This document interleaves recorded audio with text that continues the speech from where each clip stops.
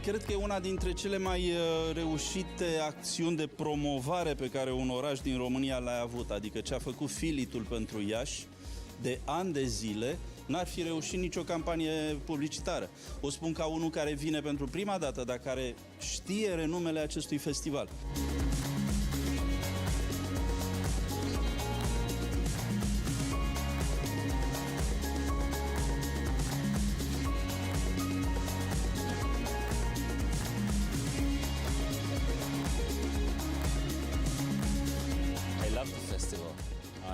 Very impressed. I think it's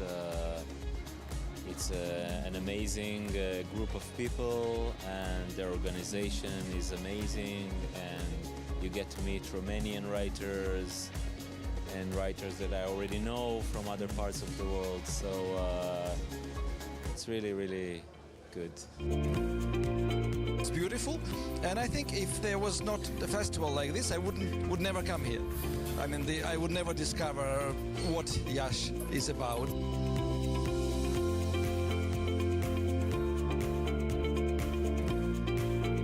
I was coming here imagining that I'm going to the very prestigious but quite small festival. I didn't expect that this is such a good, well-organized European festival, and I'm going to recommend to all of my friends from other countries.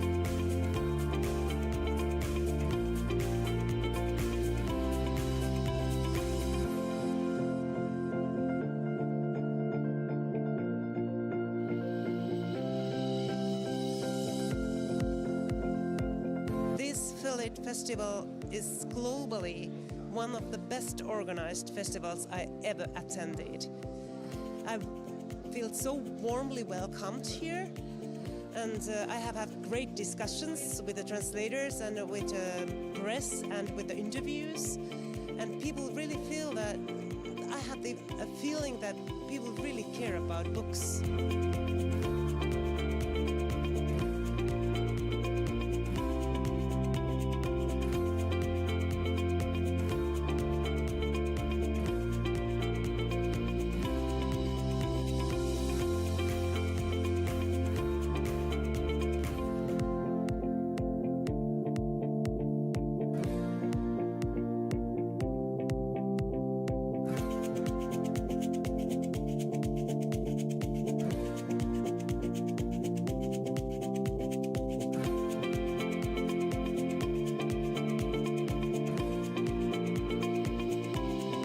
Probably the best festival I've ever been at or seen.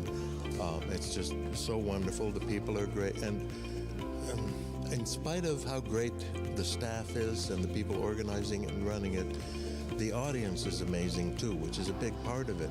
The people who come here are so passionate about this stuff, which more passionate even than I am by quite a bit, that I just think it's amazing that there's a place like this where people care that much. Das war einen sehr guten Eindruck. Das ist die erste Ausführung, und ich finde es ganz toll, wie das auch aufgebaut wird. Ja, ich finde es sehr wichtig. Also ich kenne einige Festivals in Osteuropa, und das ist wirklich hervorragend, wie das aufgebaut ist, und junge Leute. Und ich finde auch großartig, dass es nicht in Bukarest ist, sondern hier in Iași. Und das finde ich ganz wichtig eigentlich auch. Ja.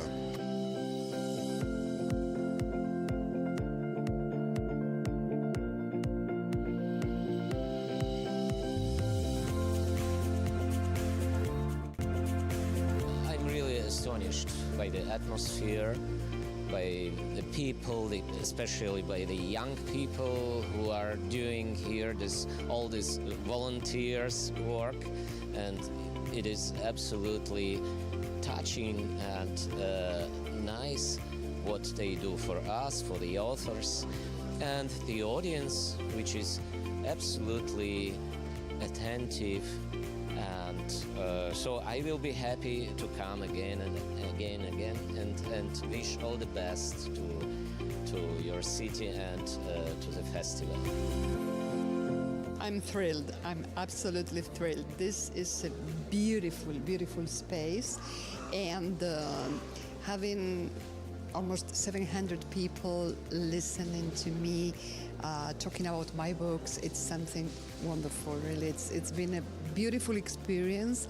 I knew that I had quite a good number of readers in Romania, but I couldn't imagine that there were so many. I just wish that I could bring all of my writer friends from America to come here, to FILIT, because it would be a huge education, it would be a wonderful pleasure and freeing to all of us, to see who our colleagues are here, to see readers here, to see booksellers here, to see this wonderful institution that FILIT is. It's a great honor. Thanks. I visited a lot of book fairs. Bună seara!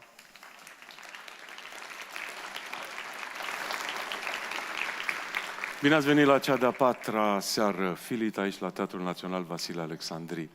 Festivalul Internațional de Literatură și Traducere, Iași, 18-22 octombrie.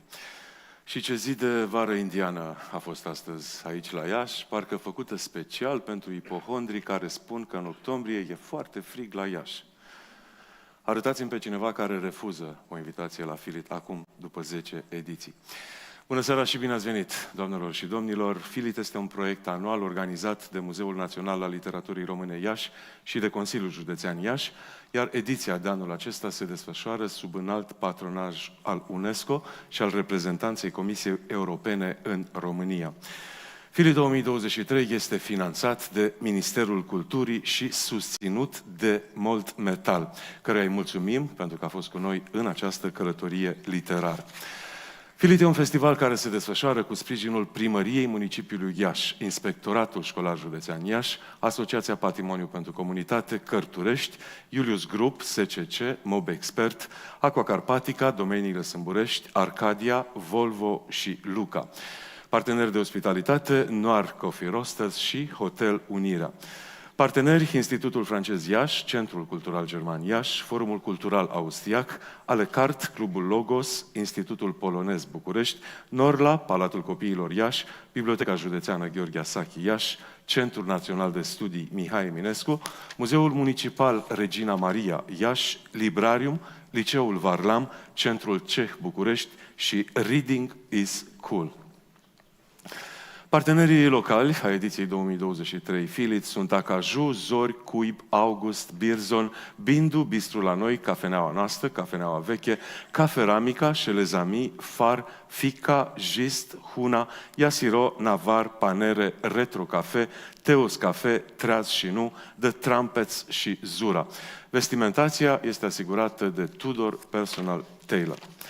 Editurile partenere ale ediției FILIT de anul acesta sunt Polirom, Humanitas, Humanitas Fiction, Editura 3, Anansi World Fiction, Arthur, Cartier, Casa Cărții și Curtea Veche, Frontiera, Contemporanul, Ideea Europeană, Litera, Nemira, Rao și Storia Books. Partener media, Observator Cultural, Press Hub Radio Hit, Radio România Iași, Radio România Cultural, Revista Golan, Suplimentul de Cultură, Viva FM, Wing, Ziarul de Iași, AIVI Media Hub, Curie Internațional, Revista Matca și TVR Iași. Cu toții merită aplauzele dumneavoastră pentru că susțin FILIT și vă mulțumim.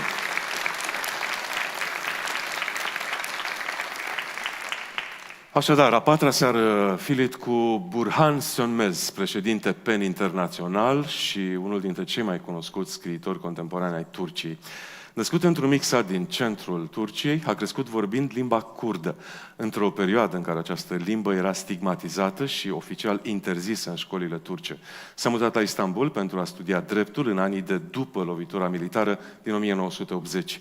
Din cauza activităților pro-democratice a fost suspendat de la universitate ca student, dar a reușit să absolve după 7 ani. A lucrat ca avocat la Istanbul. S-a alăturat Societății pentru Drepturile Omului și a fondat Taksav, Fundația pentru Cercetare Socială, Cultură și Arte. După ce a fost agresat și rănit de forțele de poliție, a ales să plece în exil în Marea Britanie. Chiar dacă în țara natală, în Turcia, era interesat de poezie, câștigase deja 2 premii pentru acest gen, s-a îndreptat spre scrierea de romane atunci când a plecat în Anglia. Interesul pentru scris la Burhan Sönmez își are rădăcinile în poveștile tradiționale cu care a fost crescut. Experiența sa unică de a crește într-un sat îndepărtat, fără electricitate, de a avea în mama sa un povestitor extrem de talentat, i-a oferit multă inspirație pentru scris. Este autorul a 6 romane, în 2009 i-a apărut primul roman, Cuzei, Miază noapte, urmat în 2011 de Masiumlar, Păcate și inocenți. Cel de-al 3-lea roman al său, Istanbul, Istanbul, publicat în 2015, a fost tradus și la editura Polirom de către Leila Yunal. În România a mai fost tradus și Labirint în 2018 la editura Pandora M. Traducător Andal Hanzadeh.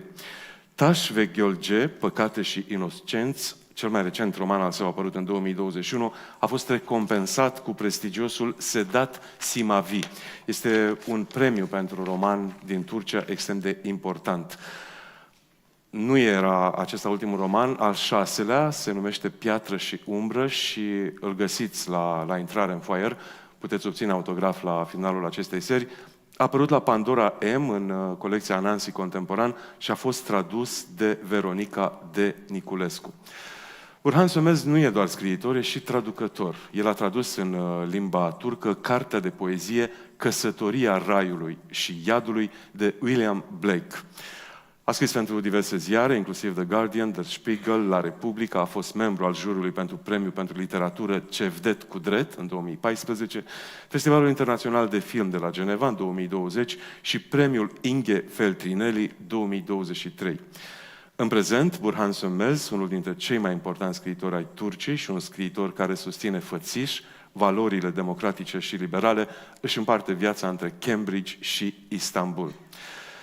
Burhan Sönmez va fi în această seară pe scena Teatrului Național Vasile Alecsandri pentru Serile FILIT, în compania admirabilului Radu Vancu, un scriitor polivalent, unul dintre cei mai moderni și mai atotcuprinzători ai generației lui. Mircea Cărtărescu spunea despre Radu Vancu: poet, universitar, activist cultural și civic, Radu Vancu pare unul dintre acei oameni cărora nimic din cei uman și postuman nu le e străin. Radu Vancu, un scriitor pentru care literatura e o formă de preemțiune prin frumusețe, așa cum frumos spunea un critic literar, are în topul cărturești, top vânzări, carte de poezie, Cadiș. E ultimul său volum pe care vi-l recomand. Și cu acestea fiind spuse, vă reamintesc de QR-ul nostru, acolo în dreapta micului ecran, prin care puteți trimite întrebările pe care doriți să le puneți în această seară pentru cei 2 scriitori. Seara Filit este transmisă și în direct online pe Facebook Filit Iași și YouTube Filit Iași. Atât am avut să vă spun. O seară frumoasă, bucurați-vă de literatură. Mulțumesc!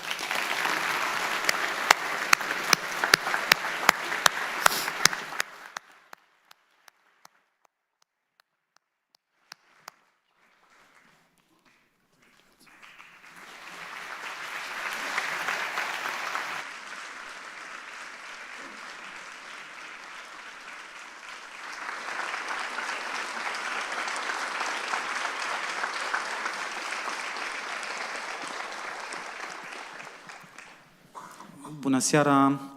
E o mare bucurie să fim din nou împreună la o discuție despre literatură la Filit, alături de Burhan Sönmez. O să avem cam o oră și 40 de minute de discuții. O să folosesc aplicația de pe telefon ca să colectez întrebări de la dumneavoastră în a doua jumătate a întâlnirii noastre. Deci, dacă vă simțiți provocați, interesate, vreți să dezvoltăm subiecte sau să meargă discuția în anumite direcții, nu ezitați să scrieți în aplicația Slido. Good evening. Good evening. It's a joy to be here for a discussion about literature with Burhan Sönmez. And our meeting, this evening will last for about 1 hour and 40 minutes, and in the latter part you are invited to ask questions. Please use the QR on the screen. So if you want to develop any ideas, if you're challenged by anything, please feel free to ask questions. Thank you. Dragă Burhan, romanele tale sunt foarte interesate de construcția identității. Personajele tale au identități multiple aproape întotdeauna. O să explic imediat. Aș profita doar să spun atât. Trăim vremuri în care identitățile sunt speculate de politicieni până când ajung divizive, până când ajung ucigașe, se construiesc războaie din cauza unor identități care separă. Mă bucură enorm că la Filit această diversitate a identităților umanului e celebrată. Sunt aduși scriitori din atâtea continente, din atâtea culturi, din atâtea contexte și Filit e ca întotdeauna un rezumat al bogăției umanului în toată diversitatea și frumusețea ei. Sper să înțelegem ce noroc avem cu acest rezumat al planetei care e Filit și să ne vedem și la edițiile 50, 70 și așa mai departe.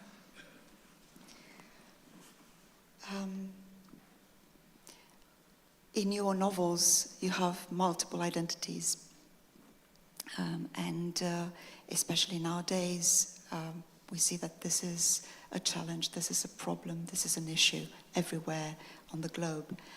But what we may enjoy here at Filit is that it embraces those cultural identities, those that diversity. And I hope we'll enjoy many other Filits in the future for the 50th edition, the 70th edition, and so on. În cel mai recent roman al tău, Piatră și umbră, Avdo, meșterul pietrar, care cioplește monumente funerare, vorbește 6 limbi, nu știe în ce Dumnezeu crede, de fapt nu crede în niciun zeu după ce a aparținut pe rând mai multor religii și romanul începe prin faptul că Avdo trebuie să construiască un monument pentru un om care are 7 nume diferite. În alt roman, în Labirint, e vorba de pierderea identității lui Boratin, care are un accident, își pierde memoria, încearcă să afle cine este și tot romanul este despre reconstrucția unei identități și așa mai departe. Și asta ar fi prima mea întrebare pentru tine. De ce te interesează atât de mult identitățile multiple, tensiunile între identități? Sigur, tu însuți ești turc, scriitor de limbă turcă pe care o iubești, ești curd, iubești și limba curdă, în care e foarte complicat să se scrie astăzi, ești și cetățean britanic, tu însuți ești un palimpsest de identități. E literatura ta un mod de a chestiona identitățile și în ce fel anume? You have characters whose identities are very complex. They are palimpsestic, like yours, of course.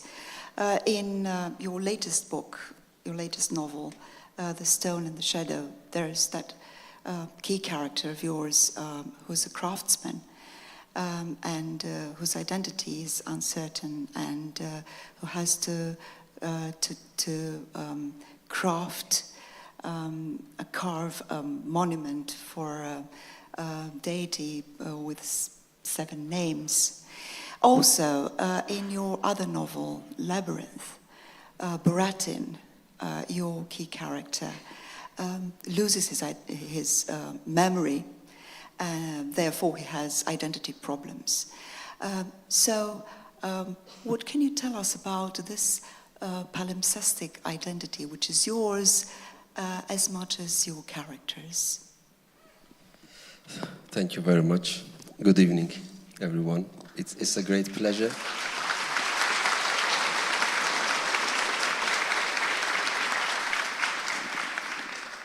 It's a great pleasure and honor to be here. This is my first time in Iași, but I've been to Romania many times. Just last week we had another event with the Radu in Sibiu. My wife is a bit jealous. She says, you have seen Radu more than you see me in last 2 weeks. I hope after this event I will be able to go back home tomorrow.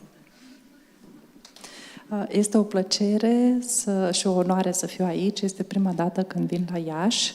Nu este prima dată când vin în România, am venit de multe ori. De curând am avut un eveniment împreună cu Radu și soția mea spunea că este geloasă, că uite, îl vezi pe Radu de mai multe ori decât mă vezi pe mine în ultima vreme. Deci sper din toată inima că mâine am să reușesc să plec acasă la ea. Identity is not complex for certain regions or for certain people. I think every human being has very different layers of identity within their spirit. Some people describe their identity with their family relationship, with their parents, their brothers, sisters, with friends in the neighborhood or in the school. But now we are talking about the books. Mostly, I think we will be able to talk about the political or social resonance of this issue. Identitatea nu este complexă doar pentru anumite regiuni sau pentru anumiți oameni. Fiecare persoană, fiecare individ are straturi de identitate. Și oamenii își descriu identitatea în relație cu familia, cu părinții, cu frații, cu prietenii. Dar în cărțile mele eu vorbesc despre rezonanța acestor straturi de identitate din punct de vedere politic și social. Identity has two different dimensions. The one is the sensitive side. The sensitive side, if you don't recognize that identity respectfully, if you don't open free space for that, then that part turns into a wound. It hurts your body and also the bodies, people around you. Consider că identitatea are două dimensiuni diferite. Una este cea sensitivă. Dacă nu recunoști această parte a identității, atunci rănești corpul și ajungi să rănești și corpurile celor din jur. That's why to defend the freedom of every identity, individual or communal identity, is essential. Just saying this, I'd like to add that also putting ourselves into identity politics is something like putting ourselves into a cage. Because identity always describes you with certain walls. It's like a prison. You say, I am in this room, this is my identity. But instead, we should have identities without walls, without bars of cage. We should communicate with others. And then De aceea este esențial să apărăm atât identitatea comună, de comunitate, cât și identitatea individuală. Atunci când ne punem pe noi în politica de identitate, ne punem pe noi înșine într-o cușcă. E ca și cum am spune, eu sunt în această cameră, aceasta este identitatea mea, dar noi ar trebui să avem identități fără pereți, fără zăbrele, să avem identități deschise către ceilalți. the freedom of identities is essential. That freedom also means to be open, to affect, to influence other identities, and also being influenced by the other identities. That's the beauty of identity for everyone, I think. I should be ready to be influenced and to be changed. This is something beautiful, I believe. Chestiunea identității este esențială. Ar trebui să avem identități deschise și să fim deschiși la a influența alte identități și la a fi influențați de către acestea. Cred că aceasta este frumusețea, șansa de a influența și de a ne lăsa influențați. Ai vorbit, Burhan, în răspunsul tău ai folosit cuvântul închisoare, cușcă.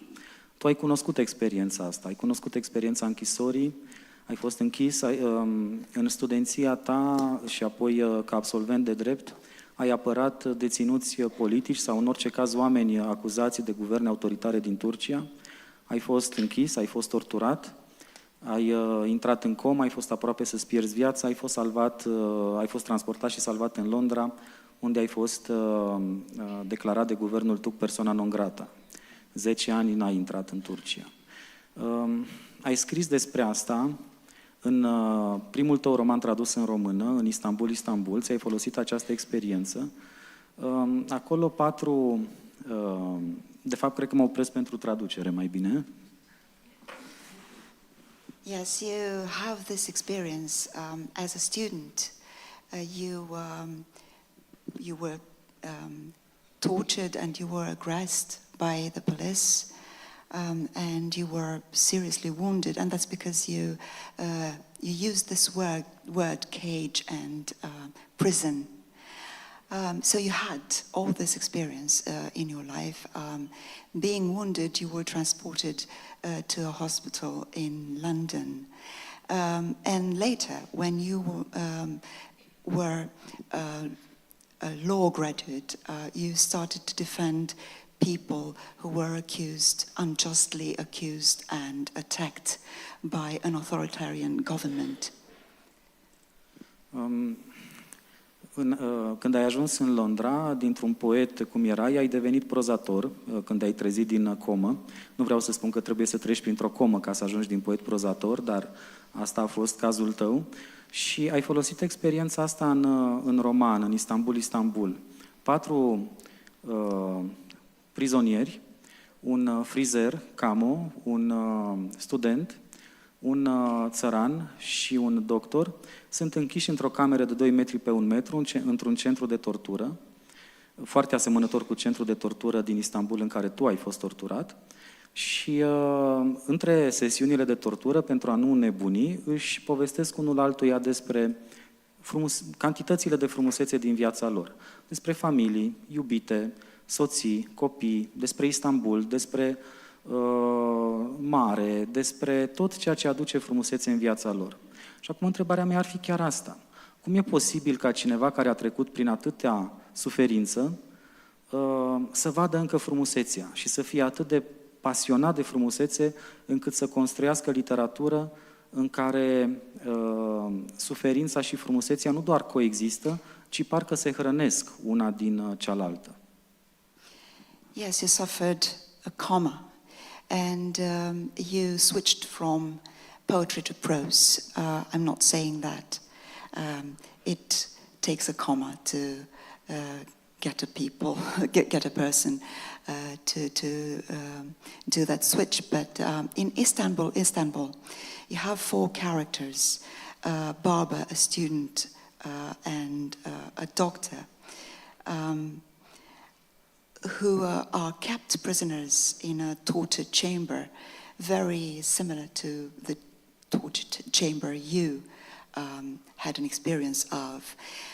And lest they should go insane, these 4 characters tell one another stories.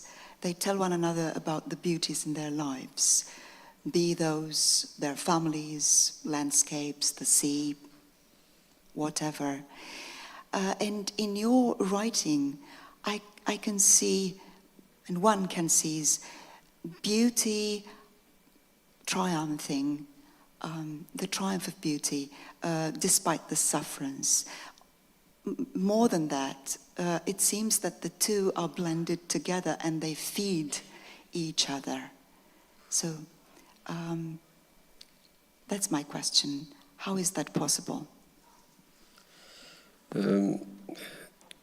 When I was thinking about this term of beauty, in the beginning, because you think something, you think that, okay, I discovered something.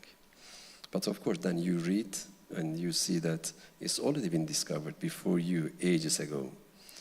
I think one of the first people in our history was Schiller. He emphasized on the notion of beauty in art, even though Tolstoy didn't like it. He hated that idea of beauty in art.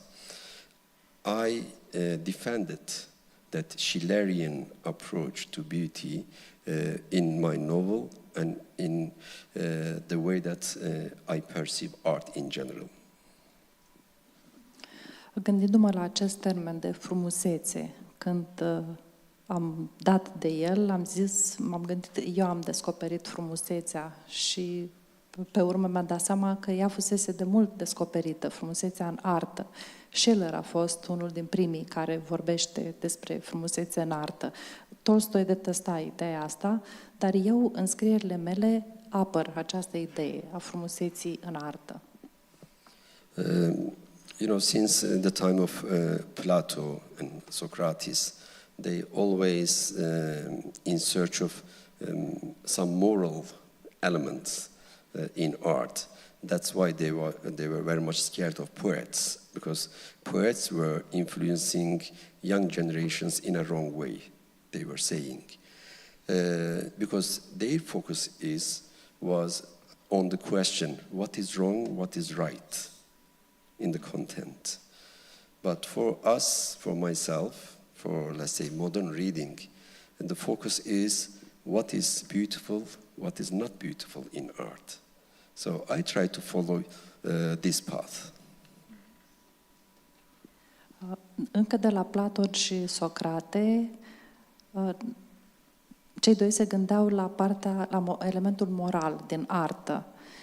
Și de-aia se temeau de poeți, că spuneau că influențează tânăra generație și o duce pe căi greșite. Și asta era din cauza că se concentrau pe ceea ce este corect, ceea ce este bine și ceea ce este rău sau greșit în artă. Pentru mine, în artă, mă concentrez pe ce este frumos, ce nu este frumos și aleg să urmez această cale.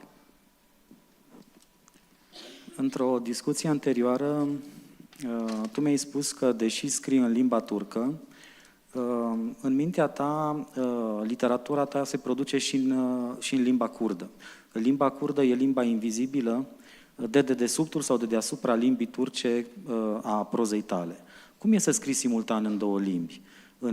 În kurdă și în turcă, în limba familiei tale și a mamei tale și în limba culturii tale, între care e o tensiune, inclusiv politică, foarte puternică.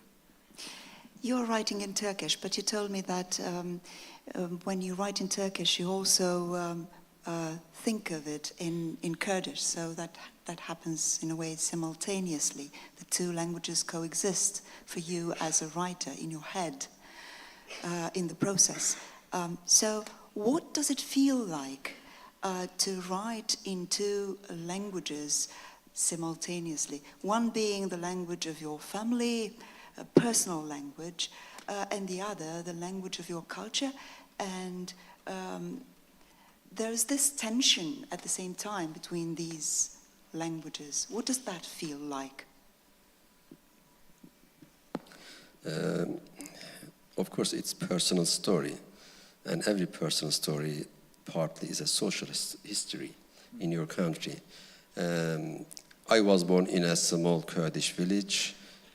My mother tongue was Kurdish, and I learned Turkish when we moved to town in school, and at the time Kurdish language was forbidden and oppressed. The Turkish was the only option. And then myself and my generation, we started to write in Turkish. Desigur, povestesc aici o poveste personală, dar aceste povești personale fac parte din istoria societății. Eu m-am născut într-un sat kurd, mama mea era kurdă și am crescut vorbind limba kurdă. Dar am învățat limba turcă în școală, pentru că limba kurdă era interzisă și era oprimată pe atunci și, practic, limba turcă era singura opțiune pe atunci și de aceea am și început să scriu în limba turcă. When I write a story in Turkish, I think after the second novel I realized that my brain thinking in Kurdish every sentence and then translating it into Turkish for my sake, and then I write it down. Then I realized that actually I'm writing in two languages. One is the visible language, Turkish, the other one is the invisible language, Kurdish. Pe când scriam al doilea roman și îl scriam în limba turcă, mi-am dat seama că, de fapt, îi gândeam întâi în kurdă, apoi îmi traduceam mie în turcă și apoi scriam. Și practic mi-am dat seama că scriam într-o limbă vizibilă, care era turca, și scriam în același timp în limba invizibilă, care era limba kurdă. Then I realized something after I moved to Britain recently again. And when I write for media, for newspapers, for magazines, I write in English. Then I try to observe myself like Jung did for himself. I said, when I'm writing in English, in what language I'm thinking? Am I thinking in Turkish or Kurdish and then writing in English? No, after a few attempts, okay, I saw that I'm thinking in English and I'm writing in English. But for the novels, I never managed to change it. Always I'm thinking in Kurdish and writing in Turkish. Apoi, când m-am mutat în Marea Britanie, mi-am dat seama de altceva, asta mai recent. Atunci când scriu articole de presă, de exemplu, desigur le scriu în limba engleză. Și am încercat să mă observ singur și să îmi dau seama în ce limbă gândesc atunci când scriu articolele. Gândesc în turcă, gândesc în kurdă și mi-am dat seama că, de fapt, gândesc în engleză și scriu apoi în engleză. Deci asta se întâmplă când scriu articole de presă. Dar în momentul în care scriu roman, atunci întotdeauna gândesc în limba kurdă și scriu în limba turcă. I think there is a psychological reason for this. This is my own interpretation on my psychology. Because Kurdish language was forbidden and we pushed it behind our brain to subconscious, and we feel that it is not dead. We buried it alive. It's in the earth, but it's still alive. I think because of this influence, I hear that voice coming from that soil. It's disturbing my brain. As I said, I realized this fact after my second novel. Și încercând să dau o explicație psihologică, ea ar fi că, din cauza că limba kurdă a fost interzisă, a fost practic împinsă în subconștientul nostru, este ca și cum ar fi fost îngropată de vie. Ea este în pământ, dar este încă vie. Și eu aud acea voce care vine din pământ și o folosesc. Dar asta mi-am dat seama abia după ce am scris al doilea roman. Probabil în această căutare a ta în adâncul limbii kurde te-a dus și spre utilizarea folclorului kurd, care este foarte bogat și despre care am vorbit, care a fost cercetat de istorici ai religiilor importanți. Stig Vikander, am vorbit despre asta, credea că folclorul kurd este sursa principală a întregului folclor din zona europeană. Și întrebarea mea ar fi despre... Cred că romanul acesta recent, Stone and Shadow, este cel mai bogat în utilizarea folclorului kurd, a basmelor, a proverbelor. Cum a fost să sapi în acest zăcământ atât de bogat și să-l aduci la lumină în limba turcă, în extraordinara bogăție a limbii turce, foarte poetică pe care o folosești? Now about folklore. Apart from the invisible language, there's also folklore that you digging into, tapping into the depth of it. We've been talking about how, in fact, this has been studied by scholars, and Vikander, for instance, used to say that actually the Kurdish folklore lies at the basis of the mythologies and folklore of European cultures.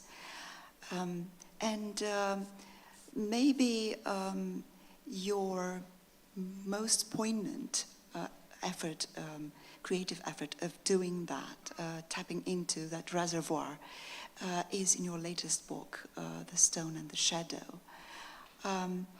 And the question is, how do you bring this almost buried treasure trough, mythological folklore treasure trough, which is Kurdish, to the surface of the Turkish language in which you're writing?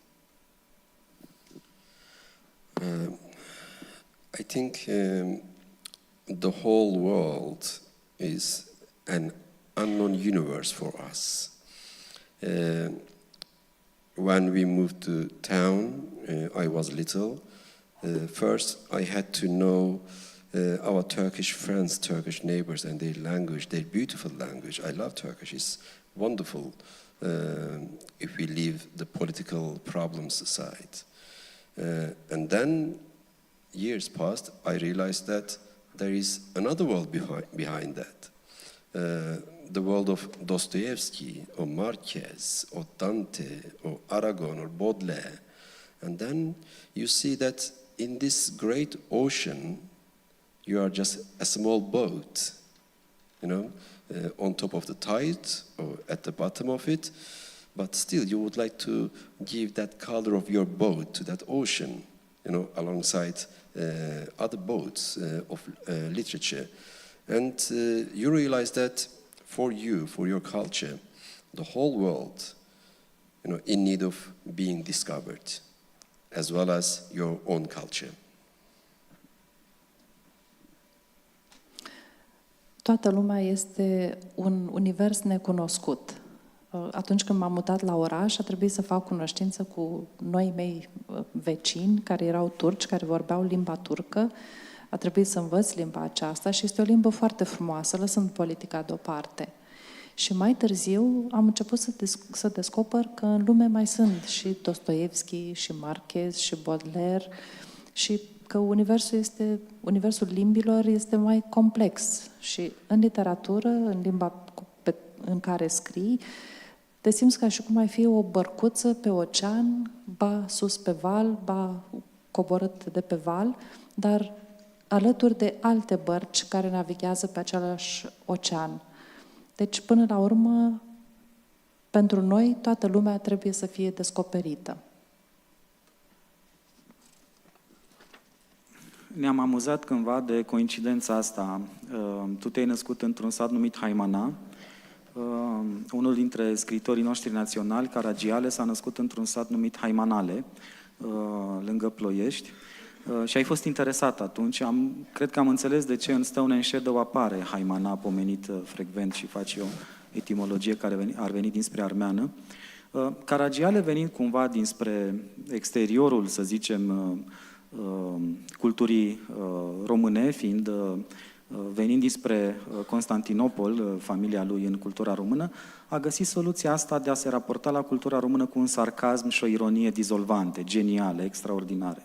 Tu, la rândul tău, ai găsit o altă soluție. Te raportezi la limba turcă cu un amestec de poeticitate, de interes, de fascinație pentru poeticitatea ei și cu o implicare socială și civică a literaturii extraordinare, cea care te-a dus și la persecuția politică la care ai fost supus și care n-a încetat. Mi-ai povestit că la Cambridge găsești pe mașină, din când în când, în fața casei tale, câte un cartuș nefolosit, ca un semn că nu ești, ca o atenționare. Chiar dacă trăiești la Cambridge, chiar dacă trăiești în Marea Britanie, nu ești departe de furia noastră și putem folosi acest cartuș oricând dorim. Și întrebarea este cum pot coexista fascinația pentru poezie, pentru care uneori depășește lumea, iese din lume, acum citești Cartea Roșie a lui Jung, care te interesează, care e despre vise, care te scot din lume, și pe de altă parte interesul pentru justiție, pentru dreptate, pentru implicare, pentru participarea la lume. Cum poate un scriitor să vrea să iasă din lume, să o depășească prin poezie și în același timp să fie implicat în lume, să o schimbe în bine cu tot ce face? Yes, I can remember that we were amused by by toponyms. You were born in a place called Haimana, and our great playwright, Romanian playwright, Caracale, was born in Haimanale. That's a word of Armenian etymology, in fact. And Caracale was coming from, his family was coming from Constantinople. And he, as a writer, treated the issues he cared about with sarcasm and irony. Well, you treat those with poeticity. And at the same time, there's this civic engagement in you as a person and as a writer. And you underwent, of course, this persecution. You told me that even now that you're in Cambridge, you would find an unused bullet somewhere, which would be for you a reminder that, okay, you may be in Cambridge, but it isn't over for you. So the question is, how can fascination for poetry and lyricism and that reservoir of collective subconscious, we're thinking of Jung and so on, coexist with civic engagement?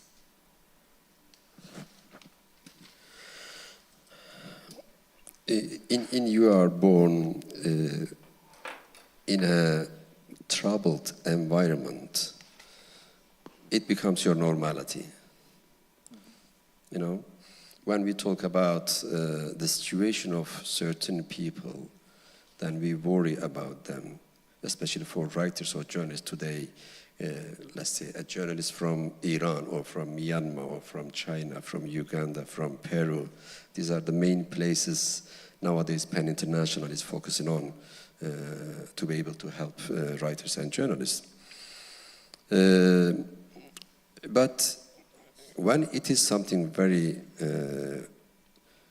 common, unfortunately, in a negative way, it gets normalized. What I mean is this. Atunci când ești născut într-un mediu tulburat, această coexistență devine normalitate. Să ne gândim, de exemplu, la jurnaliștii pentru care luptăm, noi la PEN International, jurnaliștii care sunt în pericol în țări precum Iran sau Myanmar sau Uganda, sunt țările în care sunt persecutați și unii condamnați. Auzim atât de des de aceste situații încât se normalizează. You know, for the time of our childhood, I will give this example. In school, if teacher comes and slaps you in front of everyone, it will create a trauma in you as a child, being hit in front of all your friends. But if teacher slaps everyone, then comes next day, slaps everyone again for many days, then it becomes normality. It's not trauma anymore. Maybe a social trauma, but you will never see it as a trauma. You will think that this is normality. Am să vă dau un exemplu din copilărie, din școală. Dacă la școală profesorul vine și te plesnește de față cu toți colegii, atunci creează în sufletul tău o traumă. Dar dacă profesorul îi bate pe toți, îi plesnește pe toți la rând, și a doua zi face la fel și face asta mai multe zile, atunci asta devine o normalitate. Poate creează o traumă socială, dar nu mai este o traumă personală. So being in this kind of troubled environment and being always engaged with civil activities for freedom, democracy and peace and to do something for the good of other people, as if my normality. I say, okay, this is normal life of everyone, an ordinary person in Turkey or in any country similar, at the similar level. And the other thing, the thing that we read, we write, we talk about, that is something strange and fascinating, unusual for me. You know, to discover Dostoevsky, you know, in all those, you know, turbulence is something like magic. Deci, trăind într-un astfel de mediu, desfășurând tot timpul activități pentru justiție socială, pentru pace, pentru binele altora, ajung să cred că asta este o viață normală, că așa este viața pentru toată lumea. Asta este normal. Dar, în același timp, este neobișnuit pentru mine, este interesant să-l descoper, de exemplu, pe Dostoevski într-un astfel de mediu, într-un astfel de context. When I was little, there was a civil war in Turkey.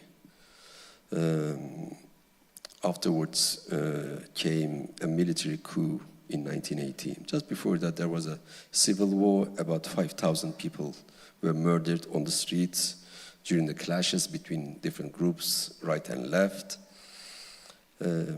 I had an eldest brother. He was a militant, always at the front line of, let's say, revolutionary groups. I think I was 13 or 14 years old. Apparently, I felt that, okay, I'm mature enough to understand. I went to him, I said, Abi, we call elders Abi. I said, Abi, I'm ready. Can you give me a book, for the cause of your fight? So I want to be part of it. He looked at me like this. He said, okay, I will bring you some books. A few days passed. I thought that he forgot. And someday, because he was always in rush, he was a university student. He just came in, he gave me 2 books. He said, these are your books, okay? Read them and follow this path. And he left. Then I read that books. You know what they were? 2 poetry books. And I was, shocked. I said, and to be honest, I believed him. I thought that these are the books they are following, 13, 14 years old. Then I read books, and I memorized many poems in those books, and I started to read them by heart to my friends in school. Când eram copil, în Turcia a fost război civil, a fost lovitura de stat în 1980 și mulți oameni au murit atunci în ciocnirile cu forțele de ordine. Îl aveam pe fratele meu mai mare, care era un adevărat revoluționar, era totdeauna în fruntea grupurilor de militanți și eu aveam pe atunci vreo 13-14 ani și m-am simțit așa că sunt matur și simțeam că pot să înțeleg mișcarea și m-am dus la el și am spus, Abi, fratele meu mai mare, sunt gata, dăm și mie o carte despre cauză. Și fratele meu, care era student pe atunci, era mereu grăbit, tot l-am întrebat, după 2 zile nu mi-adusese nicio carte și am crezut că a uitat. Dar până la urmă mi-a dat 2 cărți și a zis, poftim, astea sunt cărțile pe care să le citești și să urmezi calea. Și a plecat. Ce credeți că era în acele 2 cărți? Erau cărți de poezie. Și eu îl crezusem. Am crezut că sunt cărți revoluționare. Și atunci m-am apucat și am citit poeziile de acolo, am învățat multe dintre ele pe de rost și le-am recitat în fața colegilor mei. I think this was one of turning points of my life and also my mind. I thought that everything in life, even violence, should be understood through poetry. And now I feel that I'm grateful to my elder brother that he put me to that direction. Yes, poetry, art, beauty, they are needed even when we fight in a most difficult political problem. Și cred că acela a fost un punct de răscruce pentru viața mea și pentru mintea mea, pentru că mi-am dat seama că și violența însăși ar trebui să fie înțeleasă prin frumusețe și prin artă, prin poezie. Și de aceea sunt recunoscător, pentru că frumusețea și arta sunt necesare și în aceste vremuri tulburi. Înseamnă că guvernele au dreptate când identifică scriitorii drept dușmani obiectivi, când identifică poezia drept un un obiect subversiv, drept o formă de energie care le destabilizează. Mi-am adus aminte în timp ce vorbeai despre replica pe care i-a dat-o Osip Mandelstam, soției lui, Nadejda. I-a propus să fugă din Uniunea Sovietică, trăiau de câteva vreme urmăriți de poliția politică și nu mai rezista. Și i-a spus, haide să fugim din Uniunea Sovietică, să fugim în Occident și scrie acolo, predai, vom trăi acolo. Și Mandelstam mi-a răspuns, Nadejda, cum să fugim de aici? Numai aici e respectată poezia, tu nu vezi? Numai aici te ucid pentru o poezie. Și mi-a mai adus aminte de asemenea de cazul lui Meral Şimşek, despre care poate ar merita să vorbim acum, poeta care a publicat anul trecut niște poeme în limba kurdă și asta a fost considerat un act inacceptabil de către guvernul turc și a fost arestată. PEN International s-a implicat, până la urmă a fost eliberată, trăiește în Berlin, dar iată, trăim și astăzi, nu doar pe vremea lui Mandelstam, lucrul ăsta îngrozitor când un guvern urmărește scriitorii pentru literatură. Nu e ăsta, de fapt, un elogiu pe care guvernele îl aduc literaturii și forței ei?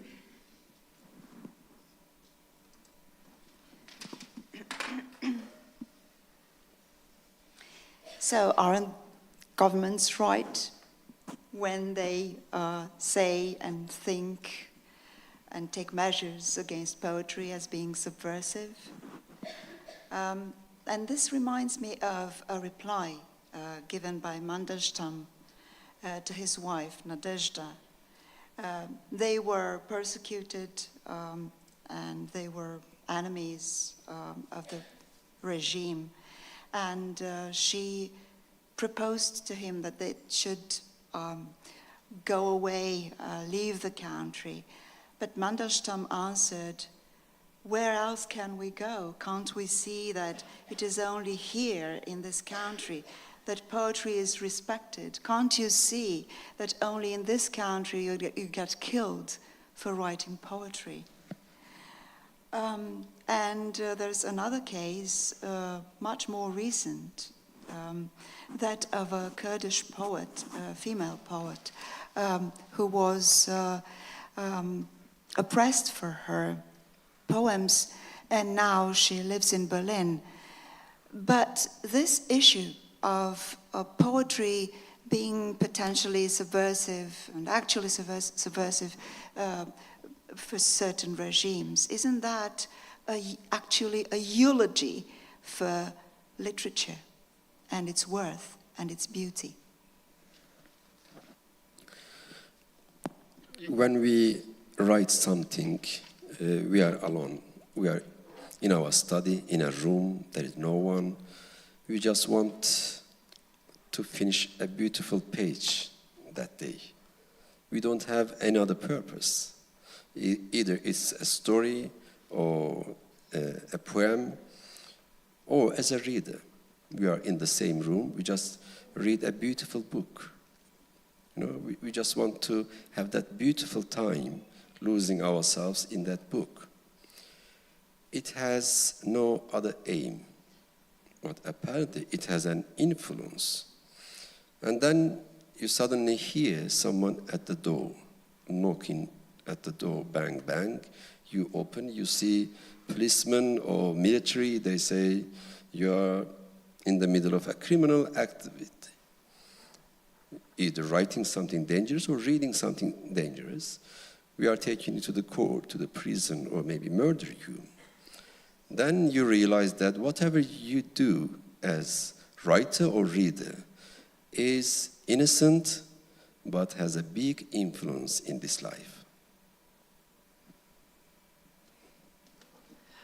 Atunci când scriem, suntem singuri în cameră, nu mai este altcineva și tot ce vrem să facem este să terminăm o pagină frumoasă. Fie că scriem o poveste, fie că scriem poezie, atât vrem să facem.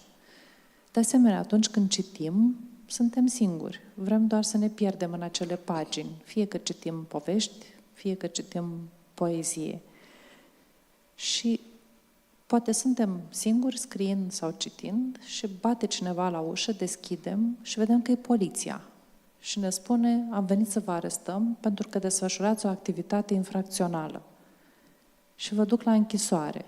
Și atunci vă dați seama că ceea ce faceți este aparent inocent, dar are o influență foarte mare asupra vieții.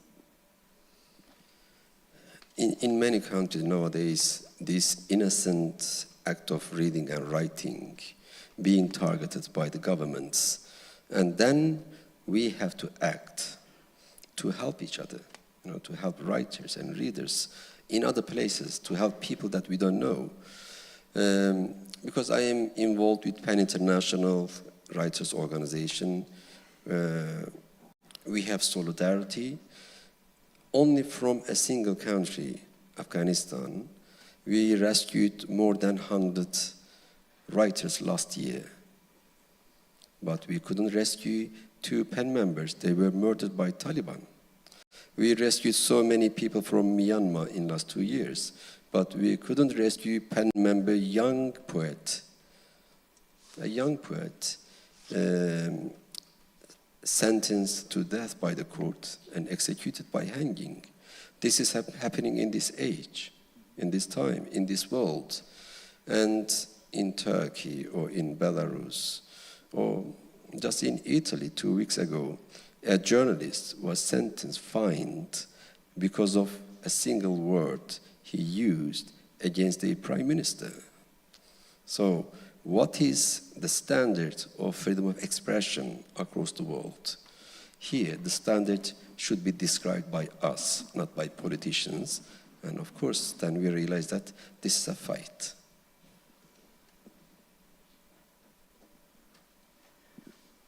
În multe țări, aceste activități inocente, cititul și scrisul, sunt luate în vizor de către guverne, de către autorități.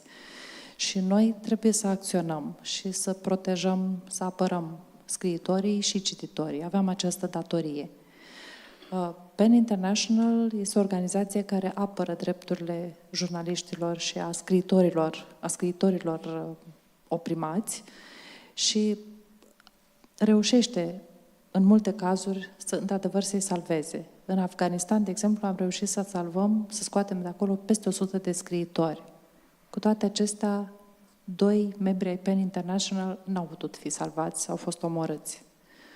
În Myanmar, în ultimii 2 ani, am reușit din nou să apărăm mai mulți scriitori. Unul, din păcate, și un scriitor foarte tânăr a fost executat. Cazuri de oprimare a scriitorilor apar și mai aproape de noi. În Italia, de exemplu, un ziarist care a fost condamnat, a fost urmărit în justiție pentru un singur cuvânt pe care îl scrisese împotriva primului ministru. Și atunci ne întrebăm care este standardul în lume, în această problemă. Și ajungem la concluzia că noi suntem cei care trebuie să-l scriem, să-l descriem. O să încep să iau și întrebări trimise de dumneavoastră pentru Burhan Sönmez.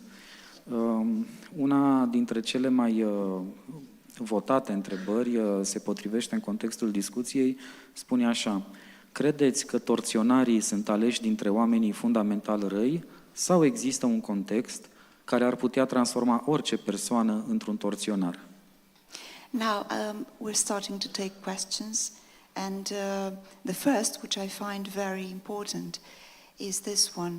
Do you think that the torturers and executioners are essentially bad people, or could they be any of us? Could they be those living amongst us?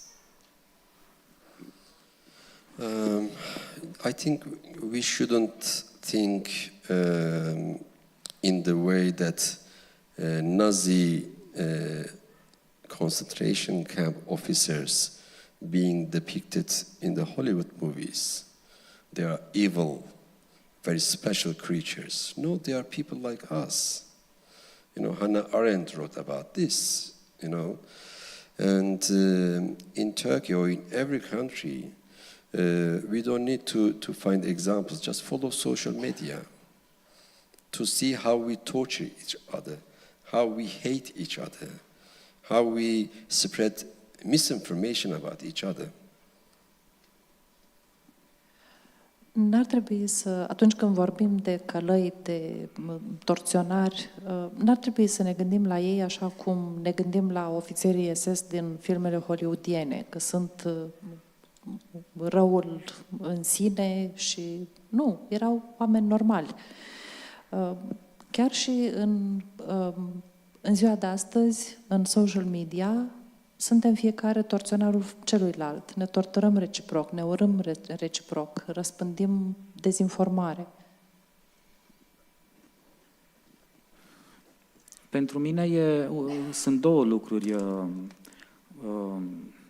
șocante și admirabile în scrisul tău, ca om care ai trecut cu adevărat prin tortură. Tu nu vrei să vorbești despre asta, dar când ai fost încarcerat, ședințele de tortură durau câte 8 ore. Se schimbau, cum se cheamă, turele torționarilor ca să vă poată tortura. Și șocant și admirabil pentru mine e cum, după atâta suferință, scrisul tău, pe de-o parte, are puterea de a produce atâta frumusețe și, pe de altă parte, e total lipsit de furie.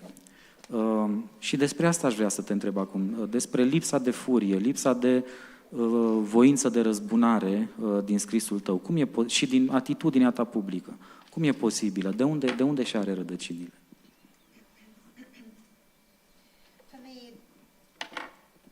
For me, there are two things that are absolutely admirable. You won't talk about it, but the torture sessions you underwent would last for 8 hours, and the torturers would make shifts. They would take turns torturing people and you.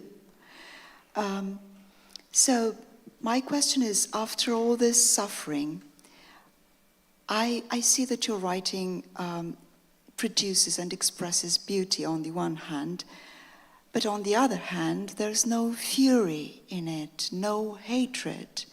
On the contrary, there's a lack of that.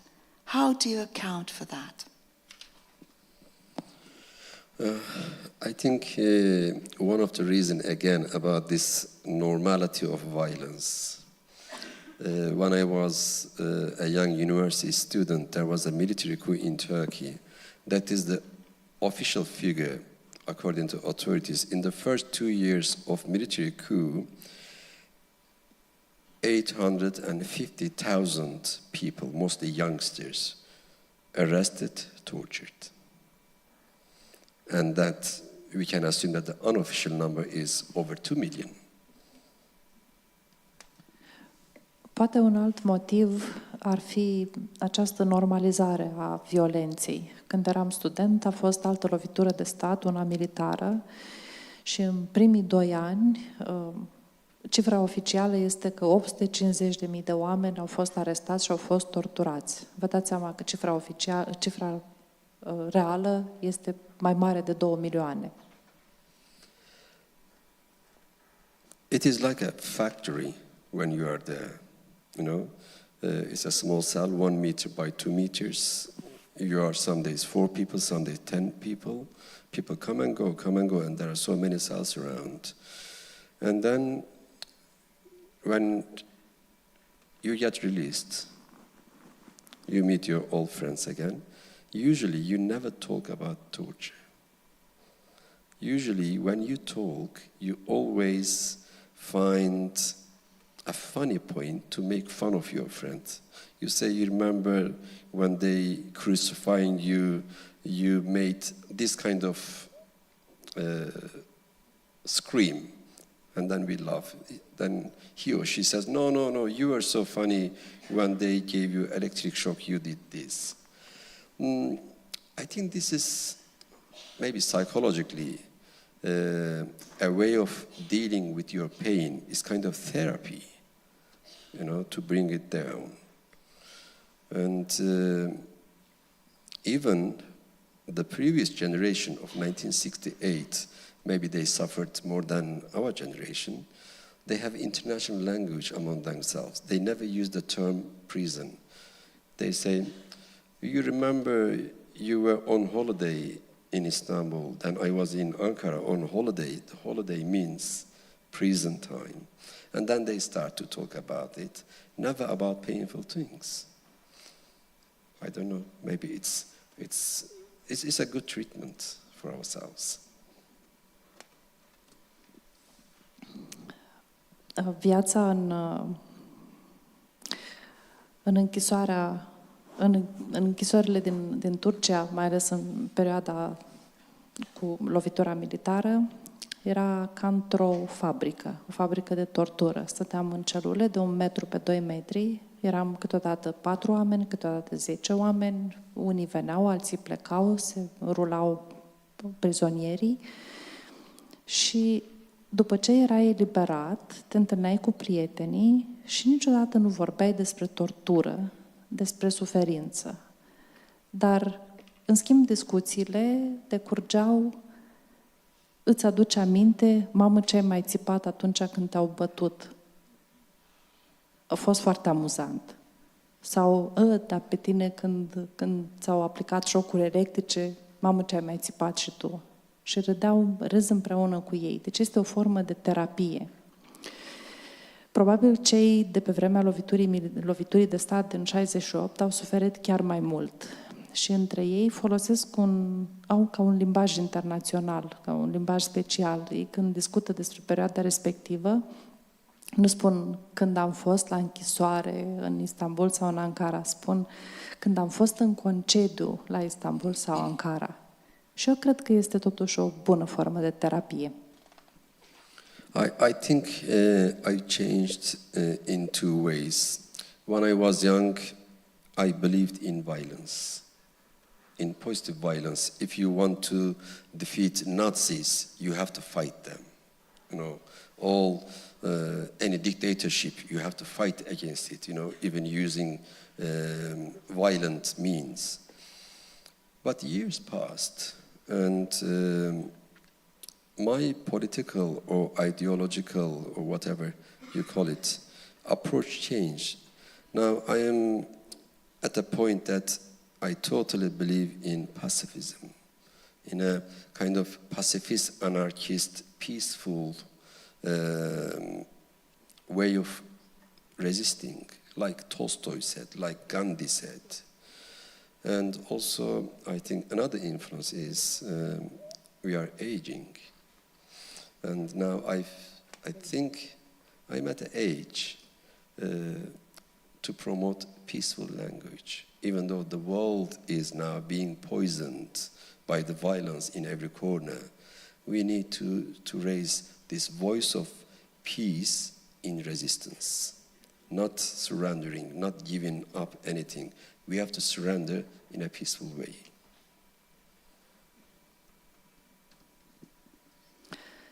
Când eram tânăr, credeam în violență, că dacă vrei să te lupți cu naziștii, dacă vrei să învingi o dictatură, trebuie să lupți. Dar anii au trecut și m-am schimbat și am devenit un pacifist, complet pacifist. Anarhist, într-adevăr, dar cu rezistență pașnică, așa cum spune Tolstoi, așa cum spune Gandhi. Cred că este vorba și de trecerea anilor și de înaintarea în vârstă. Sunt acum la o vârstă la care vreau să promovez un limbaj pacifist. În ciuda faptului că în lume avem violență peste tot, cred că avem nevoie de pace în rezistență. Nu să ne predăm, ci să rezistăm pașnic. I don't feel any anger about those tortures, but I feel very much sad. I was, after meeting you in Cebu, then I went to Berlin. Among many people, I met a friend of mine. He was my roommate at the university. We were together about 30 years ago. He suffered a lot, he and his wife as well. And they were in prison more than 10 years, tortured long years, and they are now in exile in Berlin. Their health in very bad shape. And when I saw them, I never felt anger. I feel very sad, very sorry. Why we do this to ourselves? Okay, I will tell another thing after. Spuneați că nu simt mânie, furie față de torționari. Nu, simt un fel de tristețe. Am plecat de curând, am mers la Berlin și mi-am reîntâlnit un prieten care mi-a fost coleg de cameră la universitate. El și soția lui au suferit mult, au fost în închisoare mai mult de 10 ani, au fost torturați, acum locuiesc la Berlin, nu sunt bine deloc. Dar văzându-i, n-am simțit furie, ci am simțit o tristețe. De ce ne facem așa ceva unii altora? Once I saw one of my torturers on the street. You don't see their faces. Your eyes open only when take you to toilet. I remembered his face. He was waiting for the bus, and apparently the woman was his wife with a small child in her arms. He recognized me, and then they moved away. He thought that I was following him, I don't know. I haven't written about that.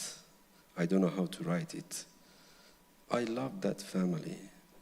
A father, a mother, a child.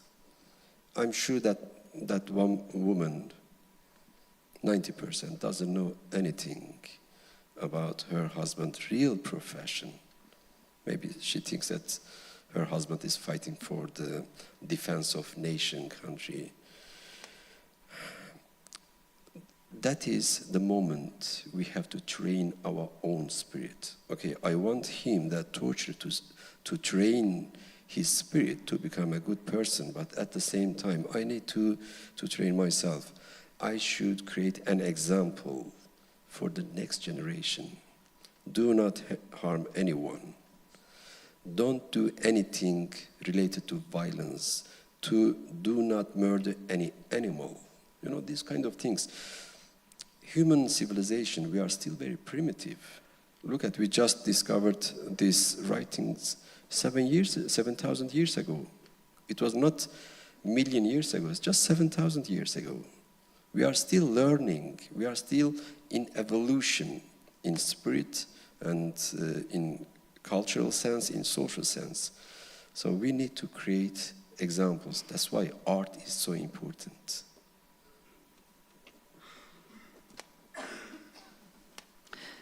Mi-am văzut odată unul din torționari pe stradă.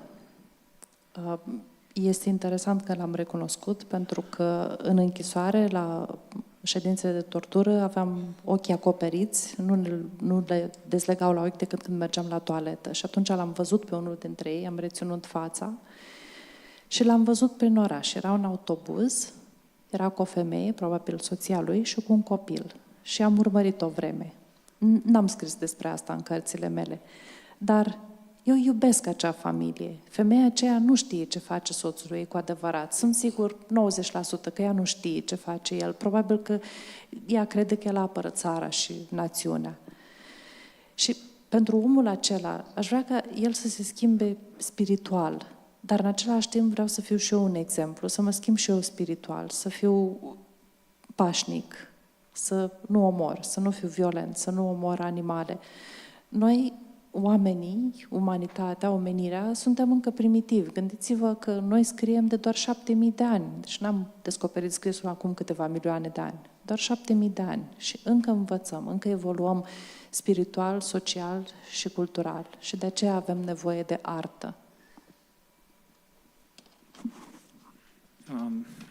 Cândva, într-o discuție tot despre lipsa asta de furia ta, lack of anger, ai vorbit și despre Nelson Mandela, de la care ai deprins o lecție.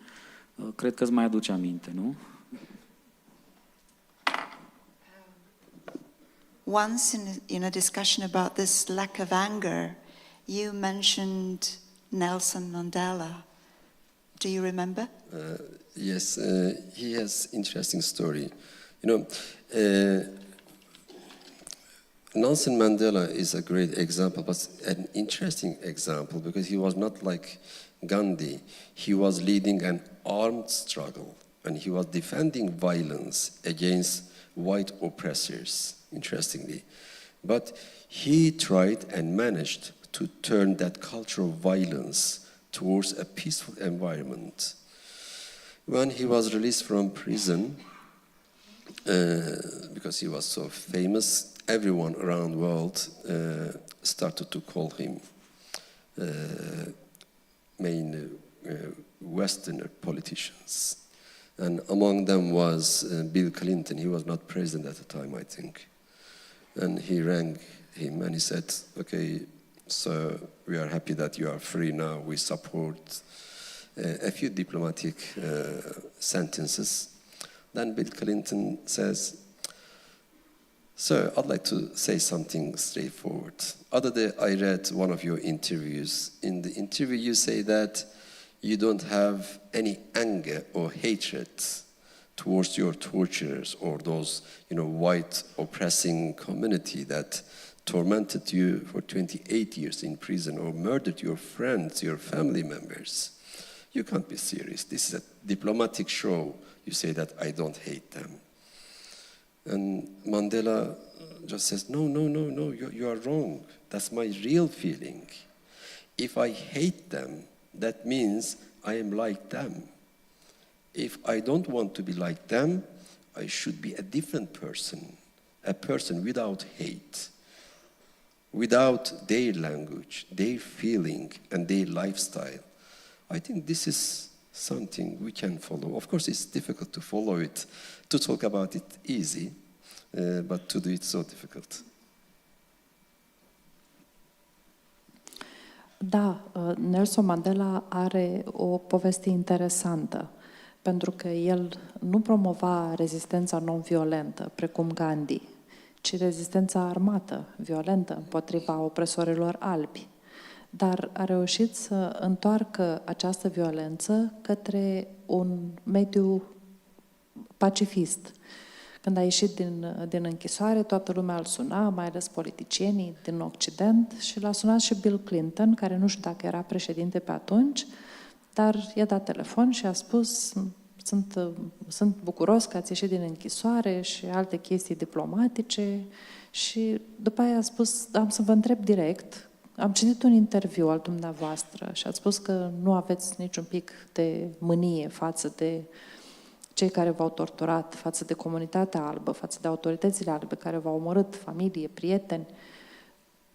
Sigur, glumiți. Și Nelson Mandela a spus: nu, chiar așa simt, pentru că dacă eu îi urăsc, atunci sunt ca ei. Trebuie să fiu diferit de ei.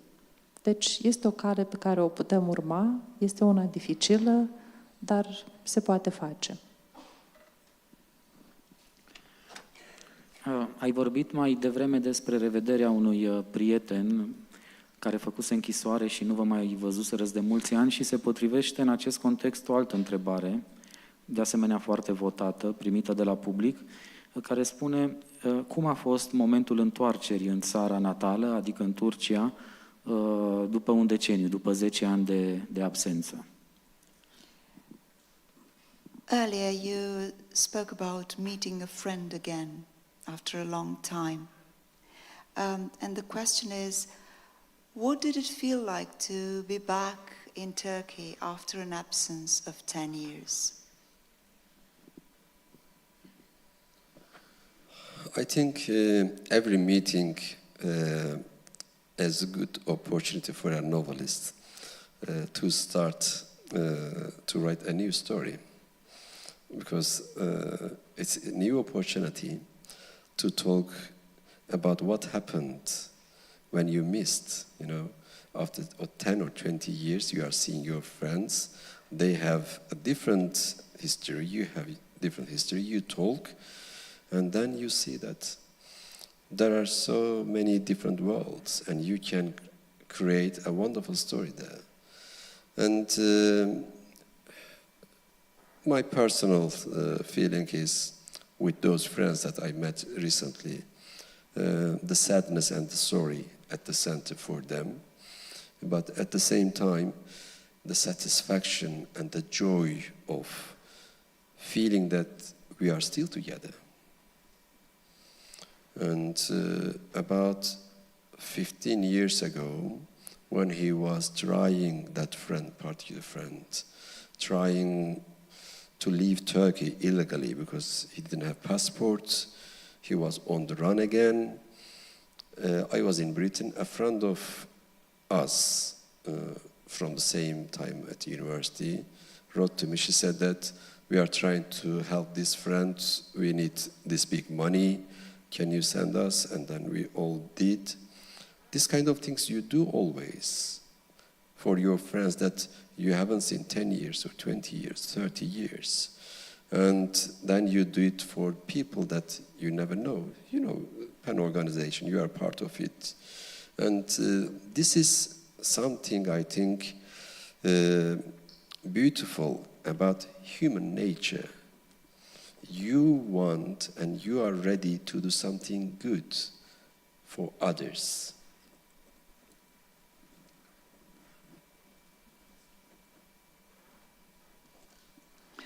Fiecare întâlnire este o bună ocazie pentru un romancier. Este punctul de pornire, potențial punct de pornire pentru o nouă poveste. Te întâlnești cu prietenii, vorbești despre ce s-a mai întâmplat și afli că prietenii au o altă poveste și descoperi că sunt atât de multe lumi diferite și de aici poate ieși o poveste bună.